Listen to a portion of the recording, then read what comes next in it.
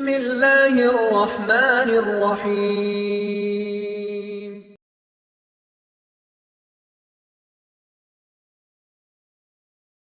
பித்அத் என்றால் என்ன? பித்அத் என்ற வார்த்தை பதஅ என்ற வார்த்தையிலிருந்து உருவானது. பித்அத் என்ற வார்த்தை பதஅ என்ற வார்த்தையிலிருந்து உருவானது. பதஅ என்ற சொற்றொடருக்கு கொடுக்கக்கூடிய விளக்கம் என்னவென்றால், பித்அத் என்றால் ஹிய ஷைஉல் முஹ்தஸ் அலா கைரி மிசாலின் சாபிக், முன்னால் எந்த உதாரணமும் இல்லாமல் புதிதாக ஒன்றை செய்வதற்கு பித்அத் என்று சொல்லப்படும். பித்அத் என்றால் என்ன? முன்னால் உதாரணமே இல்லாமல் ஒன்றை செய்வதற்கு பித்அத் என்று சொல்லப்படும்.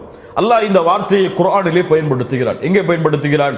சூரத்துல் பக்கராவுடைய 117வது வசனத்திலே பயன்படுத்துகிறான். பதீஉஸ் ஸமாவாதி வல் அர்த், வானங்கள் பூமிகளை முன் உதாரணம் இல்லாமல் படைத்தவன். பதீஉஸ் ஸமாவாதி வல் அர்த், வானங்கள் பூமிகளை முன் உதாரணம் இல்லாமல் படைத்தவன். அப்போ முன்னாடி எதுவுமே கிடையாது. அல்லாஹ் ரப்புல் ஆலமீன் இல்லாமல் ஒன்றை படைத்தான். இருக்கின்ற ஒன்றை அல்லாஹ் படைக்கவில்லை, இல்லாத ஒன்றை அல்லாஹ் படைத்தான். பதீஉஸ் ஸமாவாதி வல் அர்த். அப்ப பித்அத் என்ற வார்த்தையுடைய நேரடி அர்த்தம் என்ன? முன்னால் உதாரணங்கள் இல்லாமல் ஒரு விஷயத்தை செய்வதோ சொல்லுவதோ அந்த சூழ்நிலையில் அமைவதோ பித்அத். இது சொல்லுடைய வார்த்தை. இஸ்திலாஹன் வ ஷர்அன், இஸ்லாமிய மார்க்கத்துடைய அறிஞர்களுடைய விளக்கத்தின்படி பித்அத் என்ற வார்த்தையுடைய விளக்கம் என்னவென்றால், குல்லு அம்ரின் முஹ்தஸின் ஃபித்தீன், அல்லாஹ்வுடைய மார்க்கத்தில் உருவாகக்கூடிய ஒவ்வொரு புதுமைகளும் பித்அத். அவ்வளவுதான். குர்ஆன் சுன்னாவில் இல்லாத விஷயங்களை செயல்படுகின்ற சொல்லுகின்ற அனைத்தும் பித்அத் தான். இந்த பித்அத் எல்லாம் யாரால் உருவாக்கப்படுகிறது? கொஞ்சம் யோசிச்சு பாருங்க. யாரால் உருவாக்கப்படுகிறது? அறிஞர்களால். யாரால் உருவாக்கப்படுகிறது? மார்க்க கல்வியுடைய தெளிவு யாரிடத்திலே இல்லையோ, மார்க்க கல்வியை அரைகுறையாக யார் கொண்டிருக்கிறார்களோ இவர்கள் மூலமாகத்தான் பித்அத் உருவாக்கப்படுகிறது. அவர்களை எதிர்க்க முடியாமல் மார்க்க அறிஞர்கள் மௌனமாக இருக்கலாம். ஆனால் உருவாக்கப்படுவது யாரால்? மக்களால் தான், மக்களுடைய அறியாமையால் தான். இதை செய்யுங்கள், இது உங்களுக்கு கிடைக்கும். காலை ஃபஜ்ர் தொழுது விட்டு 1000 ஸலவாத்தை ஓதினால் இது உங்களுக்கு கிடைக்கும். மக்ரிப் தொழுது விட்டு இவ்வளவு செய்தால் இது உங்களுக்கு கிடைக்கும். இந்த ஆசிரியர் எனக்கு பாடம் நடத்தி கொண்டிருக்கும் பொழுது ஒரு உதாரணத்தை சுட்டி காட்டினார்கள். மக்களுடைய அறியாமை எப்படி போய்விட்டதென்றால், அல்லாஹ்வுடைய மார்க்கத்தை தன் அறிவை கொண்டு புரியும் அளவிற்கு இவர்களுடைய எண்ணம் எப்படி சென்று விட்டதென்றால், அந்த ஆசிரியரிடத்திலே வந்து கேட்டார் ஒருவர், இப்படி அல்லாஹ்வுடைய தூதருடைய ஹதீஸை நான் பார்த்திருக்கிறேன். எப்படி பார்த்திருக்கிறாய்? அல்லாஹ்வுடைய தூதர் பிரயாணங்கள் செய்தால் அல்லாஹ்வை புகழ மாட்டார்கள் என்று பார்த்திருக்கிறேன். ஆசிரியர் சொன்னார்கள், அப்படி ஒரு ஹதீஸ் இருக்கிறதா எனக்கு சொல். அப்போது சொன்னார், இமாம் புகாரி ரஹிமஹுல்லாஹ் பதிவு செய்கிறார்கள், இப்னு உமர் ரலியல்லாஹு அன்ஹு கூறுகிறார்கள், ஆதாரத்தை சொல்கிறார் ஸஹிப்துன் நபிய ஸல்லல்லாஹு அலைஹி வஸல்லம், இப்னு உமர் சொல்கிறார்கள், அல்லாஹ்வுடைய தூதரோடு நான் பயணம் செய்தேன். ஃபலம் அரஹு, நான் பார்க்கவில்லை. நேரடி அர்த்தத்தை பாருங்க. ஃபலம் அரஹு, நான் பார்க்கவில்லை. யுஸப்பிஹு ஃபிஸ் ஸஃபர், யுஸப்பிஹு என்றால் என்ன? யுஸப்பிஹு என்றால் என்ன? யுஸப்பிஹு ஃபிஸ் ஸஃபர், பிரயாணத்தில் புகழ்ந்ததாக நேரடி அர்த்தம்.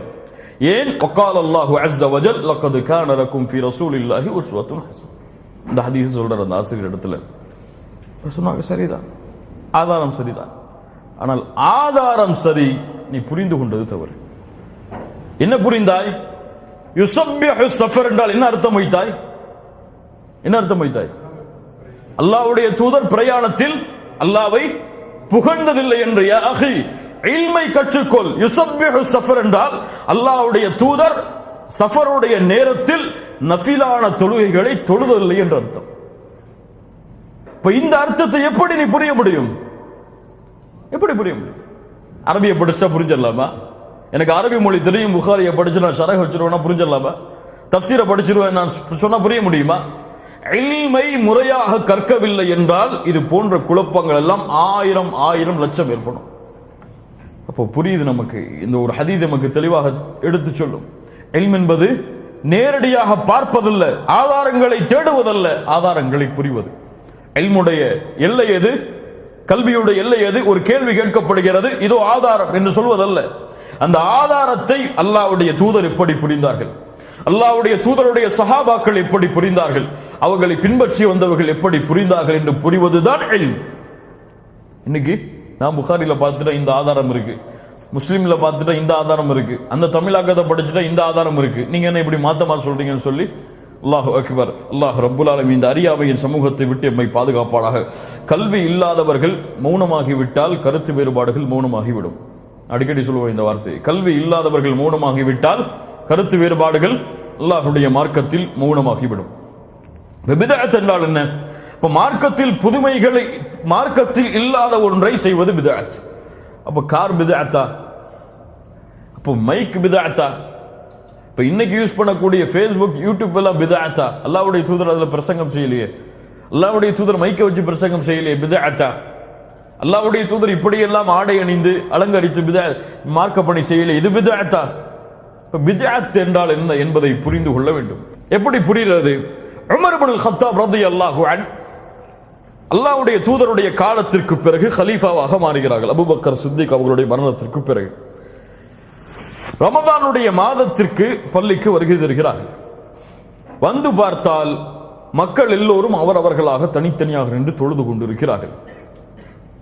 அப்ப என்ன சொல்லுகிறார்கள்?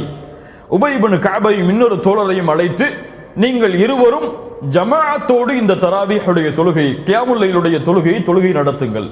தனித்தனி இமாம்களாக நின்று இப்படி பிரிந்து கிடப்பதை நான் பார்க்க விரும்பவில்லை. ஜமாஅத்தோடு நீங்கள் சேர்ந்து இந்த கியாமுல் லைலுடைய தொழுகையை தொழுங்கள் என்று உமர் இப்னுல் கத்தாப் அறிவுரை செய்கிறார்கள். அப்போது ஏன் இப்படி நீங்கள் செய்தீர்கள் என்று கேட்டதற்கு சொன்னார்கள், நிஅமல் பித்அத்து ஹாதி, இது பித்அத்துடைய நல்ல காரியம், நல்ல பித்அத், இது நல்ல பித்அத். இப்போ உமர் அவர்கள் செய்தது போன்று ஒரு நல்ல காரியத்தை செய்துவிட்டு இது நல்ல பித்அத் என்று சொல்லலாமா? பலர் ஆதாரங்கள் காட்டும் பொழுது இதைத்தான் ஆதாரமாக காட்டுவார்கள். உமர் நல்ல பித்அத் என்று சொன்னார். அப்ப பித்அத்திலும் நல்ல பித்அத் என்று கெட்ட பித்அத் என்று இருக்கிறது. அப்படி அல்ல. உமர் நல்ல பித்அத் என்று சொன்னார்கள் என்றால் இதை அல்லாஹ்வுடைய தூதர் தன்னுடைய வாழ்நாளில் செய்திருக்கிறார்களா? சுன்னாவில் ஏதாவது ஆதாரம் இருக்கிறதா உமர் இப்படி சொன்னதற்கு? ஆம், இருக்கிறது. அல்லாஹ்வுடைய தூதர் 3 நாட்கள் ஜமாஅத்தோடு தான் கியாமுல் லைலை தொழுதார்கள் ரமதானுடைய மாதத்தில். 4வது நாள் வரவில்லை. ஏன்? கடமையாகிவிடும் என்று பயந்தேன் என்று சொன்னார்கள். 3 நாட்கள் அல்லாஹ்வுடைய தூதர் தொழுத ஆதாரம் இருக்கிறது ஜமாஅத்தோடு. மக்கள் அதற்கு பின்னால் செயல்படுத்தவில்லை, அல்லாஹ்வுடைய தூதர் தடுத்து விட்டதால், அல்லாஹ்வுடைய தூதர் வேண்டாம் என்றதால், கடமையாகிவிடும் என்று பயந்ததால், பின்னால் சுன்னா என்று எல்லோரும் புரிந்ததற்கு பிறகு உமர் அவர்கள் அல்லாஹ்வுடைய தூதர் செய்த காரியத்தை மீண்டும் ஏற்படுத்தி சொன்னார்கள், இது நல்ல பித்அத். அல்லாஹு அக்பர். இப்ப இது நல்ல பித்அத், கெட்ட பித்அத் என்பதற்குரிய விளக்கம். மார்க்கத்தில் நல்ல பித்அத் கெட்ட பித்அத் என்றெல்லாம் கிடையாது. இமாம் நவவி ரஹிமஹுல்லாஹ் அவர்கள் சொன்னார்கள், பித்அத் என்றால் ஹிய மா லம் யகுன் ஃபி அஹதின் நபி, அல்லாஹ்வுடைய தூதருடைய காலத்தில் இல்லாதது. ஒட்டுமொத்த உலமாக்களுடைய பித்அத்துடைய கருத்து என்னவென்றால், குர்ஆன் சுன்னாவில் இல்லாத, சஹாபாக்களுடைய இஜ்மாஇல் ஒட்டுமொத்த சஹாபாக்களும் ஒன்று சேர்ந்து முடிவெடுத்த விஷயத்தில் இல்லாத ஒரு விஷயத்தை மார்க்கத்தில் சொல்லுவதோ செயல்படுவதோ அதை செய்யும்படி மக்களுக்கு ஏவுவதோ அதுதான் பித்அத். இந்த பித்அத்துடைய ஒட்டுமொத்த சுருக்கமான விளக்கம். சரி, இப்ப பித்அத், நல்ல பித்அத், கெட்ட பித்அத் என்று சொல்லுபவர்கள் சொல்லக்கூடிய 2வது ஆதாரம். முதல் ஆதாரம் உமர் இப்னு கத்தாபுடைய அந்த ஹதீஸ், நிஅமல் பித்அ, அதற்கு விளக்கம் கிடைத்து விட்டது. சரிதானே? 2வது பித்அத், அப்துல்லாஹ் இப்னு மஸ்ஊத் ரலியல்லாஹு அன்ஹு அவர்கள் கூறுகிறார்கள், அல்லாஹ் ரப்புல் ஆலமீன் மனிதர்களின் உள்ளங்களை பார்த்தான், அதில் முஹம்மது ரசூலுல்லாஹ்வுடைய உள்ளத்தை அல்லாஹ் சிறந்த உள்ளமாக தேர்ந்தெடுத்தான், ரிசாலத்தை கொடுத்தான், தனக்கென அல்லாஹ் தேர்ந்தெடுத்தான். 2வது மனிதர்களுடைய உள்ளங்களை பார்த்தான், ஃபவஜத குலூப அஸ்ஹாபிஹி, சஹாபாக்களுடைய உள்ளத்தை அல்லாஹ் தேர்ந்தெடுத்தான், சிறந்த உள்ளங்களாக அவர்களை அல்லாஹ்வுடைய தூதருடைய நபியாக தோழர்களாக ஆக்கினான், அல்லாஹ்வுடைய மார்க்கத்திற்கு போராடும்படி ஆக்கினான் என்று சொல்லிவிட்டு அல்லாஹ்வுடைய தூதர் சொன்னார்கள், ஃபமன் ரஅல் முஸ்லிமூன ஹஸனன் ஃபஹுவ இன்தல்லாஹி ஹஸன், முஸ்லிம்களிடத்தில் எது நன்மையாக கருதப்படுமோ அது அல்லாஹ்விடத்தில் நன்மையாக கருதப்படும். இப்ப முஸ்லிம்கள் எல்லாம் சேர்ந்து ஒன்று நன்மைன்னு முடிவு பண்ணிட்டா நன்மையாயிரலாமா இந்த ஹதீஸின் அடிப்படையில்? மேலும் சொன்னார்கள், முஸ்லிம்கள் எல்லோரும் தீமை என்று எதை கருதுகிறார்களோ அது அல்லாஹ்விடத்தில் தீமை. இந்த ஹதீஸை யார் அறிவிக்கிறான்னு சொன்னோம்? இப்னு மஸ்ஊத் ரலியல்லாஹு அன்ஹு. இப்போ முஸ்லிம்களிடத்தில் நன்மை என்றால் அல்லாஹ்விடத்தில் நன்மை, முஸ்லிம்களிடத்தில் தீமை என்றால் அல்லாஹ்விடத்திலே தீமை. அவர்கள் எப்படி புரிந்தார்கள் சொன்னவர்கள் இந்த ஹதீஸை? அவர்கள் இறுதியாக சொல்கிறார்கள், وَقَدْ رَأَى أَصْحَابُ النَّبِيِّ صَلَّى اللَّهُ عَلَيْهِ وَسَلَّمَ جَمِيعًا أَن يَسْتَخْلِفُوا أَبَا بَكْرٍ. முஸ்லிம்கள் எல்லோரும் சேர்ந்து முடிவெடுத்தார்கள் அபூபக்கரை ஹலீஃபாவாக மாற்றுவதென்று. அபூபக்கரை அல்லாஹ்வுடைய தூதர் ஹலீஃபாவாக ஆக்குங்கள் என்று எங்கேயாவது நேரடியாக சொன்னார்களா? சஹாபாக்கள் செய்தார்கள். சஹாபாக்கள் புரிந்தது எதை? உலகத்துடைய நன்மையான காரியங்களில் முஸ்லிம்கள் ஒன்று சேர்ந்து முடிவெடுத்தால் அது நன்மை. இதற்கு ஆதாரம் என்ன? இந்த ஹதீஸை அறிவிக்கக்கூடிய இப்னு மஸ்ஊத் இந்த ஹதீஸுடைய இறுதியில் என்ன சொல்கிறார்கள்? முஸ்லிம்கள் எல்லோரும் ஒன்று சேர்ந்து அபூபக்கரை ஹலீஃபாவாக தேர்ந்தெடுத்தார்கள். இப்ப ஹிலாஃபத்தை தேர்ந்தெடுப்பது அல்லாஹ்வுடைய தூதருடைய வார்த்தையில் இல்லை என்றால் முஸ்லிம்கள் நலனுக்காக ஒன்று சேர்ந்து தேர்ந்தெடுப்பார்கள். இப்ப இதைத்தான் அல்லாஹ்வுடைய தூதர் முஸ்லிம்களிடத்தில் நன்மை என்றால் அல்லாஹ்விடத்தில் நன்மை என்று சொன்னார்கள். மூன்றாவது என்ன ஹதீஸை சொல்லுவார்கள்? மன் சன்ன ஃபில் இஸ்லாமி சுன்னத்தன் ஹஸனா, நன்மையான ஒரு சுன்னாவை அல்லாஹ்வுடைய தூதருடைய மார்க்கத்தில் யார் ஆரம்பிக்கிறாரோ அவருக்கு அந்த கூலியும், அவரை யாரெல்லாம் பின்பற்றுகிறார்களோ அவர்களுடைய கூலியும் குறையில்லாமல் அவருக்கு கிடைக்கும்.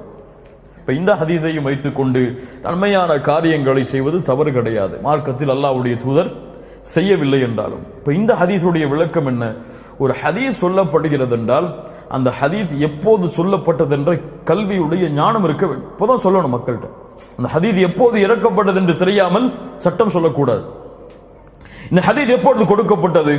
அல்லாஹ்வுடைய தூதர் ஸல்லல்லாஹு அலைஹி வஸல்லமுடைய சபையில் சஹாபாக்கள் இருக்கும் பொழுது ஒரு ஏழையான தோற்றத்தில் ஆடைகள் எல்லாம் கிழிந்து தங்களுடைய ஆடைகளுடைய மர்மஸ்தானங்கள் கூட வெளிப்படும் அளவிற்கு கிழிந்த நிலையில் ஏழ்மையான தோற்றத்தில் ஒரு கூட்டம் அல்லாஹ்வுடைய தூதரை பார்க்க வருகிறது முஸ்லிம்களில்.